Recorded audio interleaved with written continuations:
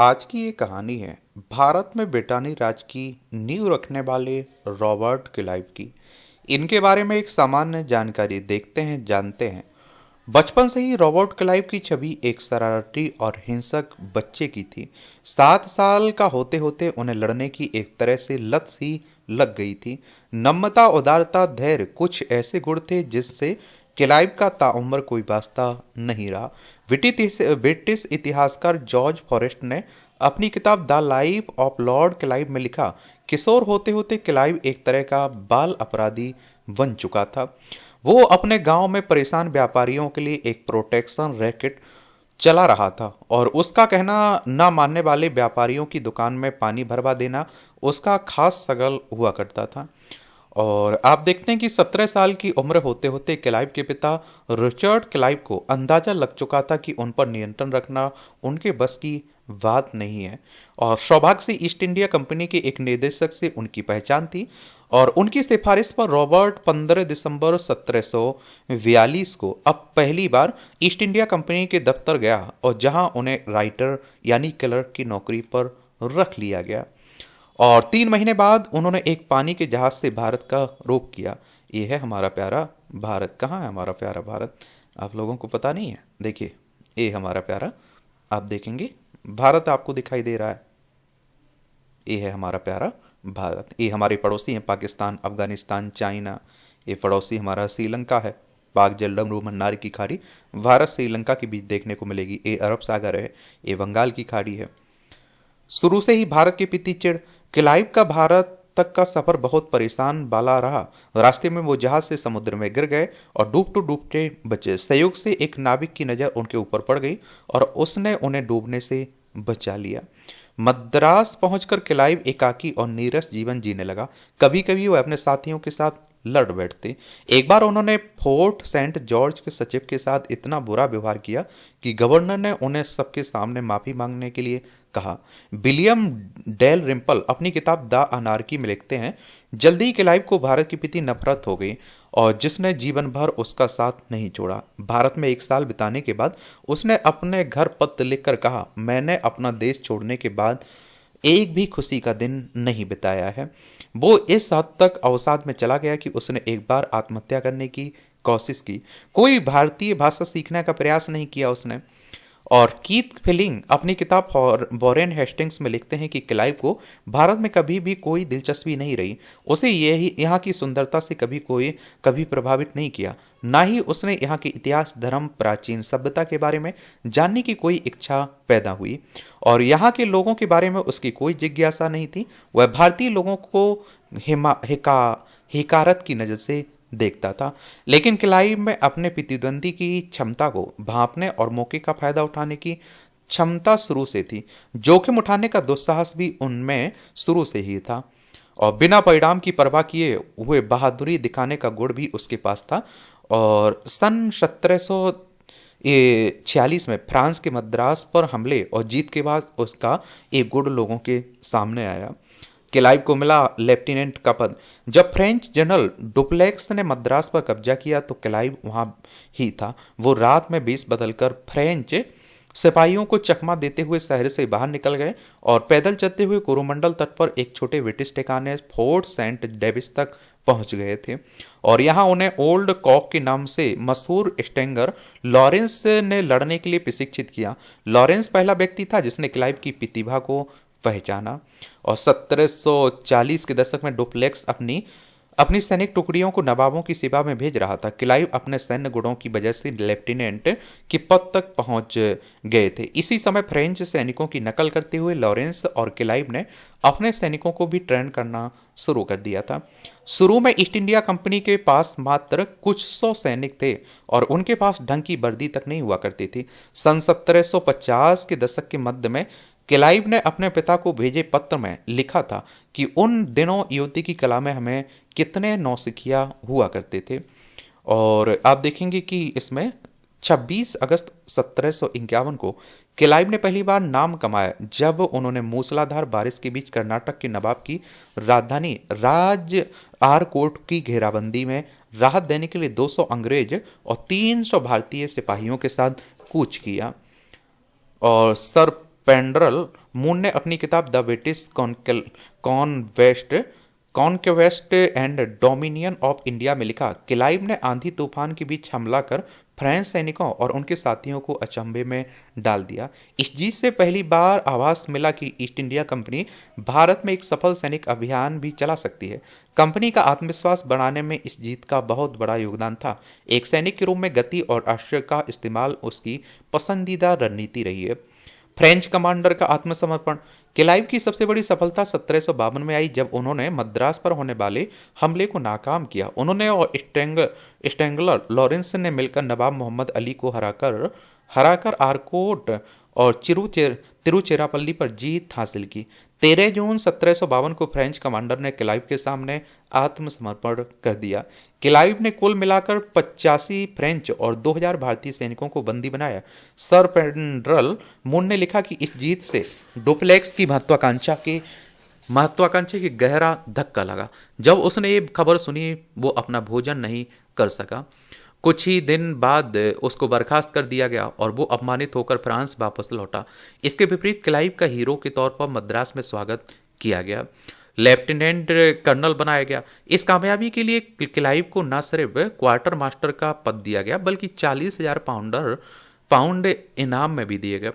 23 मार्च 1753 को क्लाइव और उनकी पत्नी बॉम्बे कैसल जहाज पर इंग्लैंड के लिए रवाना हुए। लंदन पहुंचकर उन्होंने तुरंत परिवार के कर्जों को चुकाया। उन्होंने ब्रिटिश संसद का सदस्य बनने की भी कोशिश की, लेकिन उनका राजनीतिक करियर उड़ान नहीं भर पाया। फ्रेंच हमले की संभावनाओं को देखते हुए उन्हें एक बार फिर भारत बुलाया गया। इस बार क्लाइव को मद्रास के डिप्टी गवर्नर के पद के साथ साथ सेना में लेफ्टिनेंट कर्नल का पद भी दिया गया। जब बंगाल के नवाब सिराजुद्दौला ने 1756 में कलकत्ता में फोर्ट विलियम पर कब्जा कर लिया, तो 16 अगस्त को इसकी खबर मद्रास पहुंची। उस समय रॉबर्ट क्लाइव एडमिरल वॉटसन के पोतों के बेड़े के साथ कोरोमंडल के तट पर पहुंचे और उनको संभावित फ्रेंच हमले का मुकाबला करने के लिए तैयार किया गया था। लेकिन क्लाइव ने जोर दिया कि बंगाल में कंपनी के सामने आई चुनौतियों का सामना करना ज्यादा जरूरी है। और इसमें आप देखें, 2 महीने की तैयारी के बाद 785 अंग्रेज सैनिक, 940 भारतीय सिपाही और 300 नौसैनिक समुद्र के रास्ते कलकत्ता के लिए रवाना हुए। इस बेड़े का पहला पोत 9 दिसंबर को कलकत्ता पहुंचा और तब तक क्लाइव के आधे सैनिक बीमारी की वजह से दम तोड़ चुके थे। 3 जनवरी को क्लाइव ने सिराजुद्दौला के खिलाफ युद्ध की घोषणा कर दी और ये मौका पहला था जब ईस्ट इंडिया कंपनी ने किसी भारतीय राजा के खिलाफ युद्ध का औपचारिक ऐलान किया था। उन्होंने पहले हुगली के घाटों को लूटा, फिर फोर्ट विलियम के आसपास के इलाकों पर कब्जा किया। सिराजुद्दौला ने क्लाइव के पास अपना शांति दूत भेजा। 9 फरवरी को अली नगर के समझौते पर दस्तखत हुए, जिसने कंपनी के पुराने अधिकार फिर से बहाल कर दिए। अगले दिन सिराजुद्दौला ने वापस मुर्शिदाबाद का रुख किया, लेकिन 13 जून को क्लाइव ने सिराजुद्दौला को पत्र लिखकर चेतावनी दी कि उन्होंने अलीनगर समझौते की शर्तों को तोड़ना शुरू कर दिया। उसी दिन क्लाइव ने 800 अंग्रेज और 2200 दक्षिण भारतीय सैनिकों के साथ पलासी की तरफ मार्च करना शुरू कर दिया। पलासी की लड़ाई होती है। फिर 23 जून 1757 को सुबह 8 बजे पलासी की लड़ाई में पहला गोला दागा गया। पलासी मुर्शिदाबाद के दक्षिण में करीब 50 किलोमीटर दूर का एक कस्बा था। एक गोला सिराज के सैनिकों की तरफ से दागा गया था। क्लाइव को इससे थोड़ा आश्चर्य हुआ, क्योंकि उनके जासूसों ने उन्हें खबर दी थी कि सिराज के सैनिकों के पास कोई तोप नहीं है। शुरुआती नुकसान झेलने के बाद क्लाइव ने अपने सैनिकों को थोड़ा पीछे हटा लिया। दोपहर के आसपास आसमान के बादल घने होने लगे, बिजली कड़कने लगी। युद्ध क्षेत्र में एक बड़ी आंधी आ गई। थोड़ी देर में सूखी जमीन कीचड़ में बदल गई। और आप देखेंगे कि विलियम डेल रिम्पल लिखते हैं कि कंपनी के सैनिकों ने तिरपाल फैलाकर अपने बारूद तोपों को बारिश से बचाए रखा। बारिश शुरू होने के 10 मिनट के अंदर गीली हो जाने के कारण सिराज की सभी तोपें शांत हो गई। ये सोचकर कंपनी की तोपों भी अक्षम हो गई होंगी। नवाब के कमांडर मीर मदन ने अपने सैनिकों को आगे बढ़ने का आदेश दिया और लड़ाई का आगे का वर्णन करते हुए गुलाम हुसैन खां अपनी किताब सैर मुत्ताखरीन में लिखते हैं, तोप के गोले चलाने में अंग्रेज सैनिकों का कोई सानी नहीं था और उनसे अनुशासन के साथ साथ तेजी भी थी। उन्होंने गोलों और गोलियों की ऐसी बरसात की कि सिराज के सैनिक आश्चर्य से उन्हें खड़े देखते ही रह गए। तोपों की आवाज से उनके कान फट गए और गोलों से पैदा हुई रोशनी से उनकी आंखें चौंधिया गईं। और आप देखिए सिराज के बहुत से सैनिक मारे गए सैनिकों में सिराज की सेना का कमांडर मीर मदन भी था। वो अपने सैनिकों को आगे बढ़ाने के लिए उत्साहित कर रहा था, तभी एक गोला उसके पेट में आकर लगा और उसने वहीं दम तोड़ दिया। ये दृश्य देखकर सिराजुद्दौला की सेना में हताशा फैल गई। वो मीर मदन का शव लेकर तंबुओं में घुस गए। दोपहर होते होते उन्होंने तंबू भी छोड़ दिए। उन्होंने वहां से भागना शुरू कर दिया। क्लाइव ने सिराज का पीछा किया। उसी समय क्लाइव के डिप्टी मेजर किल पैट्रिक ने आगे बढ़कर उन ठिकानों पर कब्जा करना शुरू कर दिया जिन्हें सिराज के सैनिकों ने छोड़ा था। क्लाइव ने किल पैट्रिक को बिना आदेश मिले आगे बढ़ने की अनुमति नहीं दी थी। जब क्लाइव को इसकी सूचना मिली तो उसने गुस्से में किल पैट्रिक को संदेश भेजा कि वो उसे आदेश न मानने के आरोप में गिरफ्तार करवा देगा, लेकिन किल पैट्रिक के आदेश न मानने की जिद ही ने क्लाइव को जीत दिलवाई। सिराज की सेना ने लड़ाई का मैदान छोड़ दिया। शुरू में लगा कि वह बस पीछे हट रहे हैं, लेकिन थोड़ी देर बाद उसने भगदड़ मच गई। क्लाइव ने अपनी प्रारंभिक रिपोर्ट में लिखा कि अब तक राष्ट्रीय अभिलेखागार में सुरक्षित है। हमने दुश्मन का 6 मील तक पीछा किया। वो अपने पीछे 40 तोपें छोड़ गए थे। सिराजुद्दौला ऊंट पर सवार होकर वहां से बच निकला और अगली सुबह मुर्शिदाबाद पहुंचा। और पलासी में जीत के साथ ही ईस्ट इंडिया कंपनी एक बड़ी सैनिक शक्ति के रूप में उभरी और भारत में अंग्रेजी शासन की नींव पड़ती है। यहाँ से क्लाइव यूरोप के सबसे धनवान शख्स बना था। क्लाइव को 27 जून 1757 को मुर्शिदाबाद में प्रवेश करना था, लेकिन उनको जगत सेठ ने आगाह कर दिया था कि वहां उनकी हत्या की जा सकती है, इसलिए क्लाइव 29 जून को वहां पहुंचे। और सर पेड्रल मून लिखते हैं कि मीर जाफर ने क्लाइव को मकसद पर बैठाया, मसनद पर, और वहीं क्लाइव ने सार्वजनिक रूप से कहा कि कंपनी उनके प्रशासन में दखलंदाजी नहीं करेगी, सिर्फ व्यापार पर ही अपना ध्यान केंद्रित करेगी। मुर्शिदाबाद के खजाने में सिर्फ 1.5 करोड़ रुपए थे, जो कि क्लाइव की उम्मीद से कम निकले। विलियम डेल रिम्पल ने लिखा कि इस अभियान में क्लाइव को निजी तौर पर 2,34,000 पाउंड का इनाम मिला और इसके अलावा उनको एक जागीर भी दी गई, और जिससे होने वाली आमदनी 27,000 पाउंड सालाना थी। 33 साल की उम्र में क्लाइव अचानक यूरोप का सबसे धनवान शख्स बन गया, यानी कि अमीर शख्स बन गया। और आप देखिए जब क्लाइव इंग्लैंड पहुंचे तो उनको हीरो की तरह स्वागत किया गया, और बाद में ब्रिटेन के प्रधानमंत्री बनने वाले विलियम पिट ने उन्हें स्वर्ग में पैदा होने वाले जनरल की संज्ञा दी।